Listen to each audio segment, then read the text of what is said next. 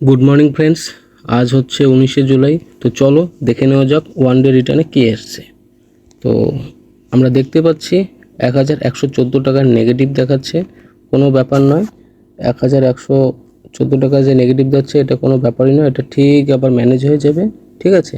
তো বাকি ফান্ডসগুলোর একটু ডিটেলস দেখে নেওয়া যাক কোথায় মাইনাস প্লাস হয়েছে, ঠিক আছে। তো এখানে দেখতে পাচ্ছ প্রথমে পজিটিভ, নেক্সট পরপর তিনটে নেগেটিভ, তারপর পজিটিভ, নেক্সট দুটো নেগেটিভ, দেন পজিটিভ, নেগেটিভ, নেগেটিভ। তো এইভাবেই কালকের মার্কেটই হয়েছে। তো এইভাবে 1114 টাকার নেগেটিভ রিটার্ন এসছে, কোনো অসুবিধা নেই।